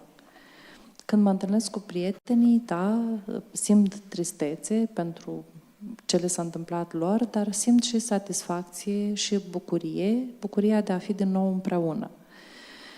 Acum 15 ani, când acest prieten care este acum la Berlin încerca să plece din Turcia, era fugar, nu avea pașaport, un alt coleg de-al nostru mi-a scris, eu eram în Marea Britanie, și mi-a spus, avem nevoie de bani, îmi trimite bani, și am făcut asta, am fost mai mulți care l-am ajutat. Și iată, sunt lucruri pe care le faci pentru oameni pe care nu i-ai mai văzut de 10-15 ani și așa cum facem la PEN International, sunt lucruri pe care le facem pentru oameni pe care nu i-am întâlnit niciodată. Și cred că este o fațetă foarte frumoasă a naturii umane, că ești gata să faci ceva pentru oameni pe care nu-i cunoști, pe care nu i-ai întâlnit niciodată. Burhan, tu ești foarte implicat în realitatea socială, politică. Conduci PEN International, care are vreo 150 de centre. Sunt multe situații complicate, pe lângă războiul din Ucraina, pe lângă conflictul Israel-Palestina, sunt zeci de țări cu situații foarte complicate. În același timp, ai cam 100 de evenimente pe an. Odată la 3-4 zile participi la un eveniment în altă parte a planetei. Deci, pe de o parte, ești foarte prezent în realitate. Pe de altă parte, ești foarte interesat de vis. Și în romanele tale sunt personaje care își ordonează viața în funcție de ce li se arată în vise. Citește acum, cum spuneai, Cartea Roșie a lui Jung, care e foarte importantă pentru tine. Cum e posibil să fii prezent, atât de prezent în ambele emisfere? Și în realitate și în vis. Și de ce te interesează visul atât de mult? Burhan, you are involved in the social and political reality, and you have been elected. You were elected president of PAN International in 2021, and that, of course, implies that if there are complicated situations in the world, you get involved in that from that position also. And at the same time, you participate in very frequent visits, meetings, and so on and so forth, every 4 days probably. On the other hand, you are interested in dreams. That's your preoccupation. And my question is, how do the two meet? How can you join them? And why are you so interested in dreams and the realm of dreams?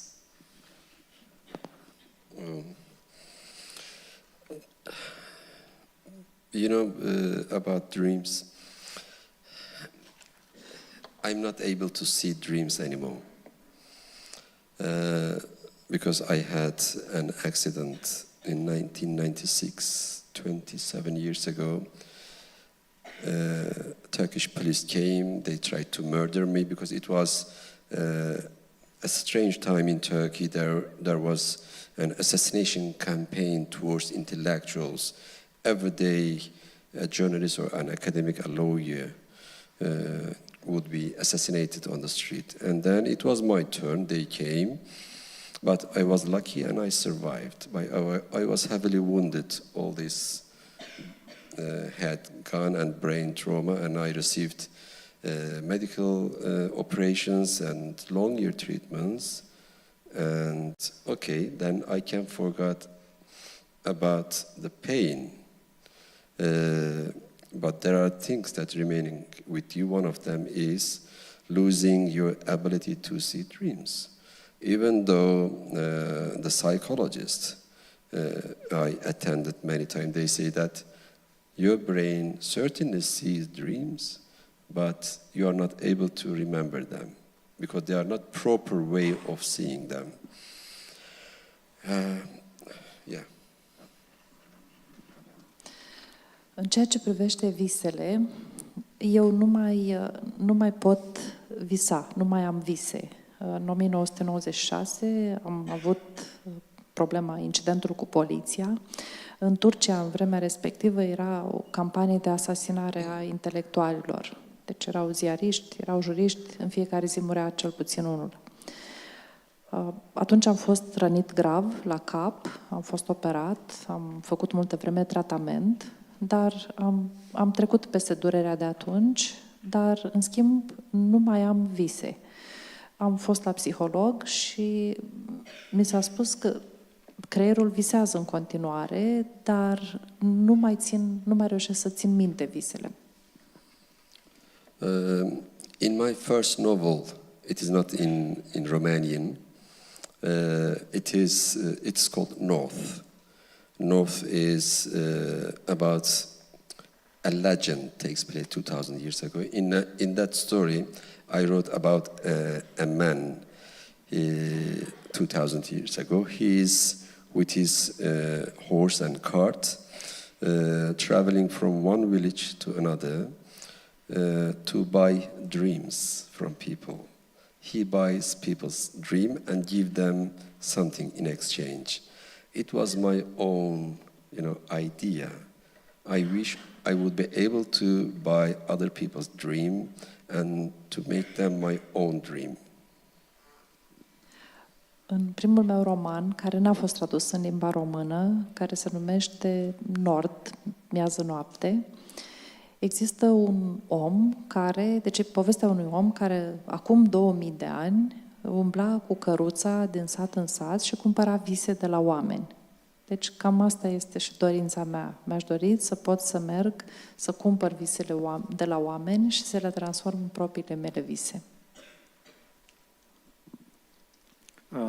Întrebarea care se naște din răspunsul tău se potrivește și cu cea mai votată dintre întrebările primite de la public, așa că o să pun întrebarea mea și o să o cuplez cu întrebarea de la public. Ce materie primă îi rămâne unui scriitor care își pierde visele? Iar întrebarea din public e: ce credeți că rămâne atunci când omul se dezbracă de toate identitățile? Care e esența sa? Yes, I'll join two questions, mine and somebody's in the public. And my question is, what's left of you, of a person who has lost his dreams? And what's left of a person, number two, what's left of a person who strips all his identities?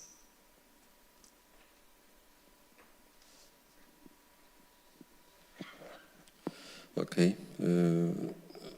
This is a question easy to run away from the target.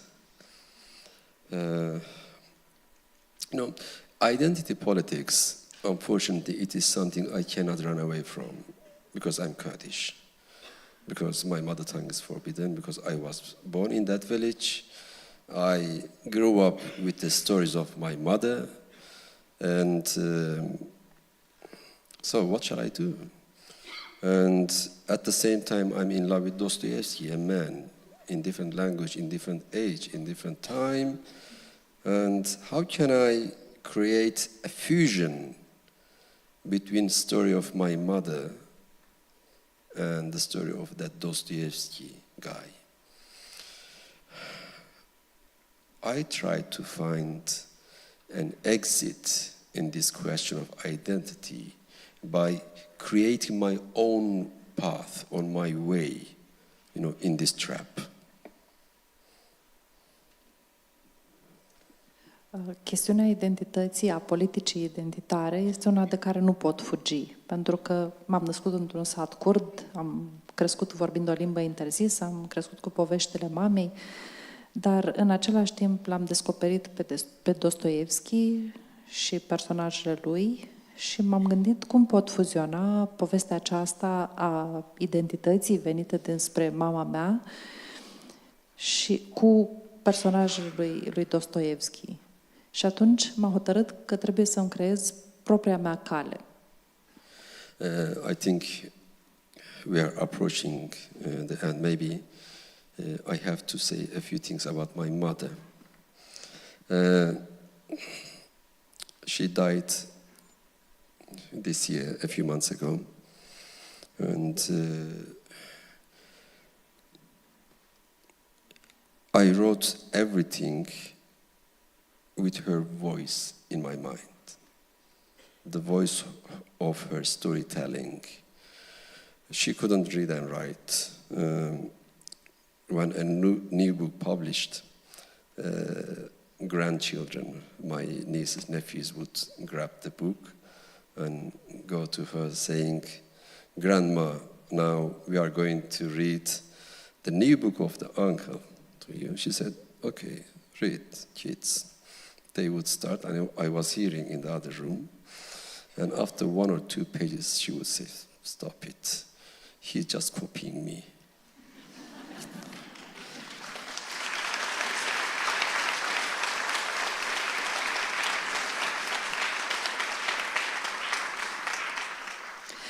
Acum că ne apropiem de finalul întâlnirii, cred că ar trebui să spun câte ceva despre mama mea, care s-a dus acum câteva luni.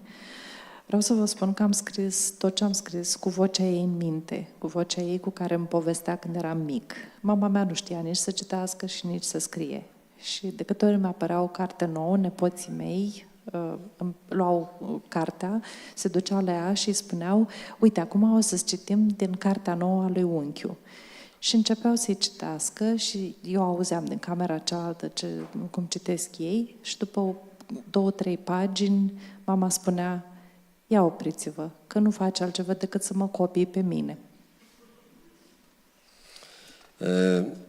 Mothers know everything. When I was wounded and being treated after that police incident, of course I didn't tell anything to family. My parents didn't know about it because you don't want to see them, sad and sorry about you. And at some point, there was no other option that I had to leave country because around the same time I was sentenced to imprisonment because of some press statement.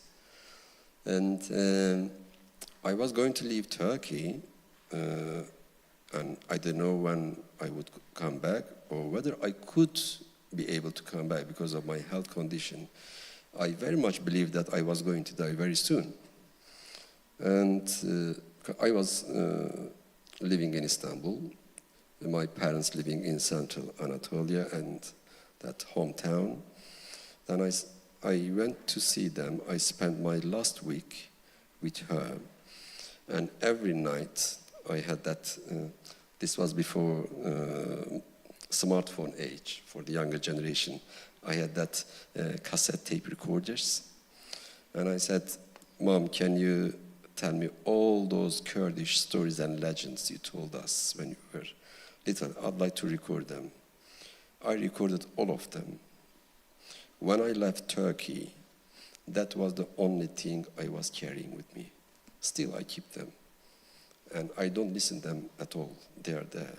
I don't know whether I will have courage and opportunity to listen to them, but I know that my mom's voice was with me all the time. And throughout my career, let's use a professional word, as a writer, she was alongside Dostoevsky and Marquez, who created me.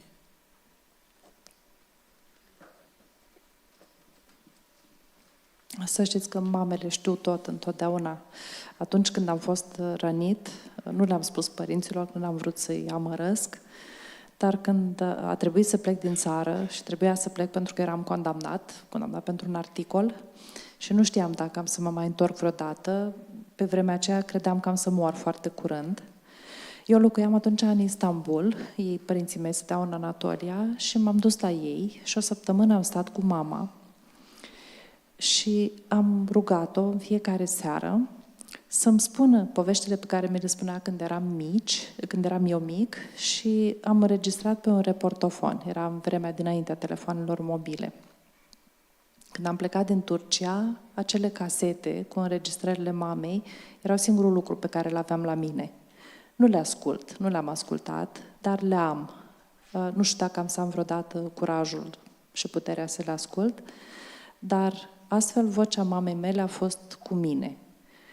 De altfel, pe tot parcursul carierei mele de scriitor, ca să folosim un termen profesional, mama mea a fost pe același plan cu Dostoevski și cu Marquez. Ei au fost cei care m-au creat ca scriitor.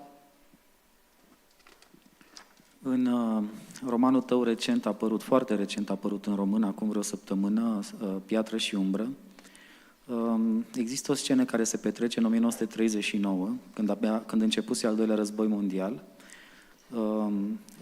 Vorbește personajul principal, care acolo e un copil în vârstă de 10 ani, un copil orfan, care, cum ziceam, nu știe care e limba maternă și nu știe care e Dumnezeul corect în care ar trebui să creadă, și un tânăr de vreo 20 de ani, Isa, care urmează să plece în al doilea război, să lupte în războiul mondial. Și Isa îi spune, uite, vei rămâne singur, va fi greu, vei cutreiera lumea, va trebui să cauți care e cel mai frumos cuvânt din toate limbile. Când vei găsi cuvântul ăla cel mai frumos din toate limbile, să știi că viața ta va fi bine așezată.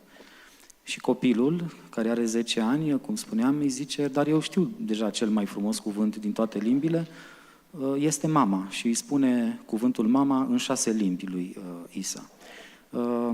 Nu ți-aș pune o întrebare din asta, aș vrea, dacă vrei, să dezvolți ce ai spus deja, să dezvolți în continuare ceea ce ai spus deja despre mama ta.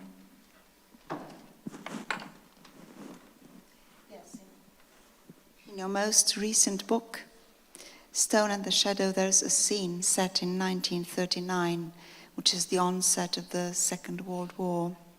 And there's an orphan child there who doesn't know exactly how many languages he speaks and who he is. And there's this dialogue between that orphaned child and a young man of about 20 years old. And the young man tells him that your future is to travel the world. But you have this quest ahead of you. You have to find the most beautiful, the most expressive word in the world.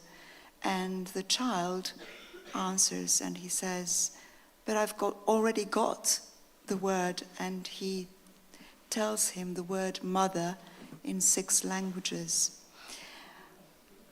And I would like you to develop on what you have just said to us about your mother and maybe relate that to this scene. Radu, I know you have children, you are a father, I'm a father, but we have to speak against fathers at some point. If a father is a novel, a mother is a poetry. And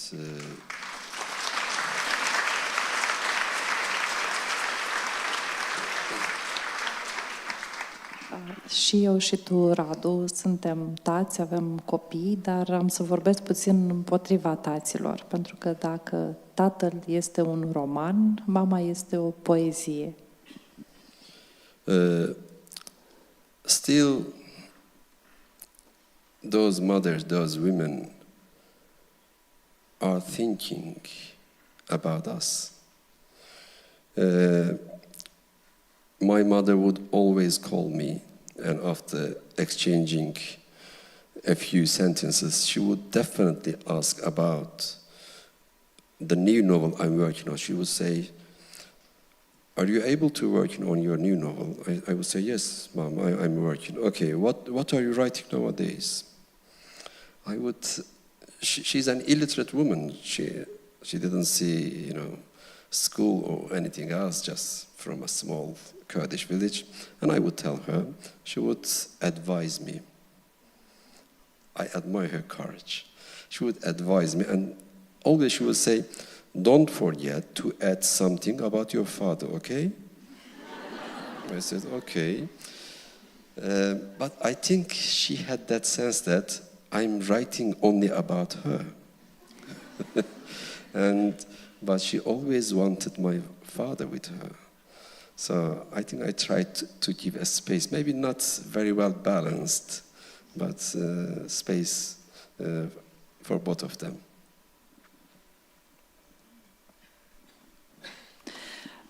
Știți că mamele se gândesc întotdeauna la noi și mama mă suna mereu și mă întreba, după ce schimbam politețuri, mă întreba mereu cum merge nou roman, lucrez și despre ce scrii. Și gândiți-vă că asta este o femeie care nu știe să scrie și să citească. Și mă întreba cum merge romanul și după aceea îmi dădea sfaturi. Și întotdeauna îmi spunea să nu uiți să pui acolo ceva și despre tata. Pentru că ea simțea că scriu numai despre ea și vrea să fie și el acolo. Și l-am inclus și pe el. I-am făcut un pic de loc în cărțile mele. Dragă Burhan, sunt o oră și 38 de minute de când vorbim.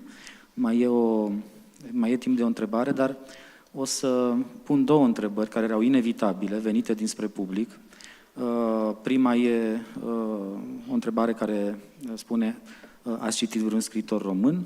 Și a doua întrebare inevitabilă este dacă simpatizezi cu vreo echipă de fotbal din Turcia. Și, desigur, poți să răspunzi în ce ordine vrei. 1 hour and 38 minutes gone, and now two questions, actually, or two in one. The first is, and it comes from the public, have you read any Romanian author?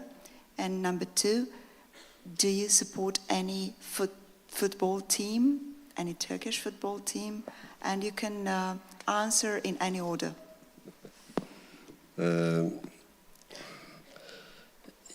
When I was young, I was very much in football. But in Turkey, by the way, everyone is crazy with football, including my mother. And in the family still, I have a son 7 years old. All uncles and nieces, nephews asking, "Okay, he is at a good age now. Which team is he supporting?" I say, "Hey, look, I'm not in football anymore." This is my answer. To be honest, I lost my interest in football. I don't claim that this is something good. I wish I had some interest left. But when I was young, I was playing in, what do you say, in amateur team? In a local team. But I didn't have time to be a professional player. Instead, I followed politics and art. And the other question about Romanian literature. When I was at the university, we were in love with Panayot Strat. Sorry, you translate and I will speak about this. Deci, răspunsul la întrebarea despre fotbal. După cum știți, toată lumea este nebunită după fotbal în Turcia. Inclusiv mama era absolut nebună după fotbal. Și când eram tânăr, da, într-adevăr mă interesa fotbalul, dar pe parcurs mi-am pierdut interesul, ceea ce nu este în mod necesar un lucru bun. Am jucat ca amator, dar apoi am intrat în politică, în artă. My generation, we were in love with Panayit Israti's stories. Once I was reviewing a storybook of an English writer, and I wrote a long review to him, a personal thing, this and that about stories, and then I said, especially in these stories, I see a resemblance of Panayit Israti. Then he wrote back, he said, who is Panayit Israti? I said, he's a good guy, okay? Then he thanked me. He researched and he read Panayit Israti. And of course, so many stories of his, like the thesis of Baragan or Codin. In literature, in art, we always would like to see the continuity. And it was fascinating.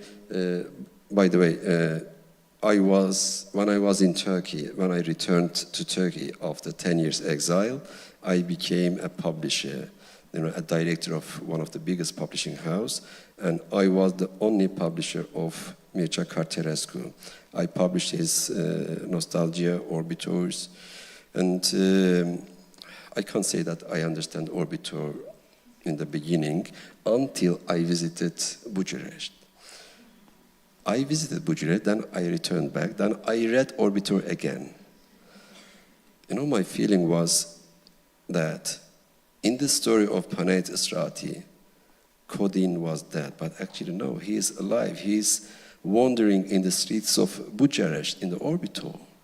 Okay, you can see this continuity in a different time, in a different shape.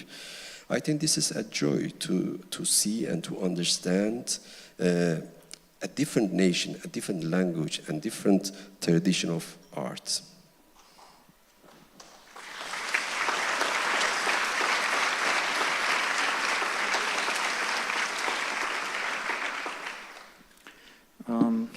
Burhan, pe coperta cărții tale apărute la Anansi.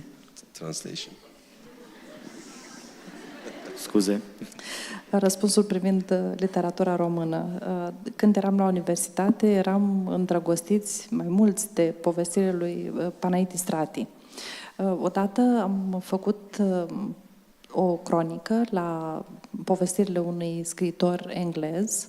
A fost o cronică personală, i-am scris lui și am spus, văd în ce scrii tu urme din Panayit Israti. Și el m-a întrebat, dar cine e ăsta? Și eu am spus, e un tip de treabă, nu-ți fă griji. Și apoi autorul a citit despre el, s-a informat și mi-a mulțumit.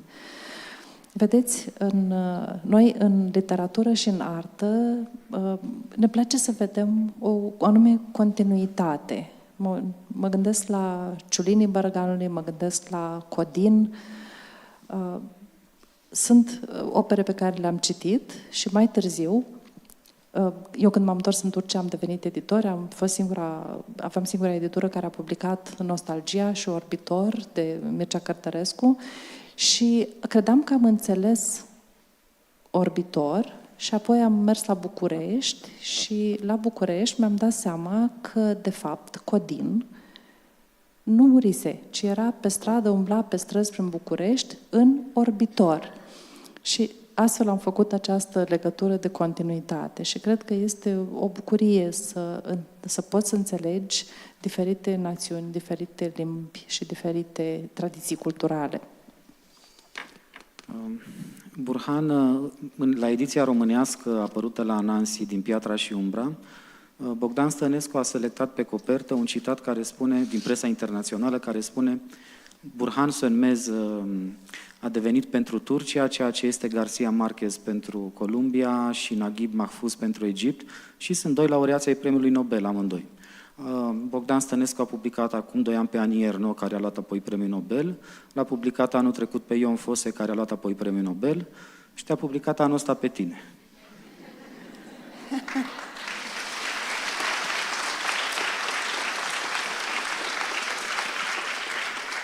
let me just disclose there's a surprise in the air. Right, Bogdan Stănescu wrote in the blurb of your recently published book, The Stone and the Shadow, that Colombia has Marquez as a Nobel laureate, and Egypt has Marfuz as their Nobel laureate. And generally, from what we see, Bogdan Stănescu has been publishing Nobel laureates, and this year he published you. Do you wish to comment on that, or?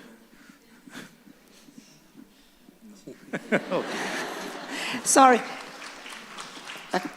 I don't want to say anything about related to Nobel. It brings you unluck. Nu vreau să spun nimic despre Nobel, că aduce ghinion. Am avut privilegiul unei serii minunate, Burhan, și îți mulțumim. Cred că merită toate aplauzele noastre, Burhan Sönmez.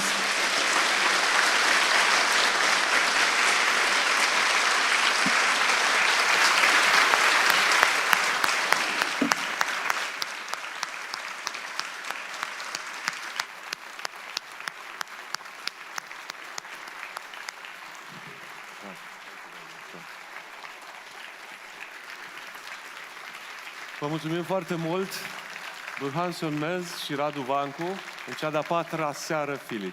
Urmează sesiunea de autografe, ca de obicei, și urmează un concert, Valeria Stoica, la cortul Filit. Vă mulțumim foarte mult, Filit bun să aveți și mâine. O seară minunată, la revedere!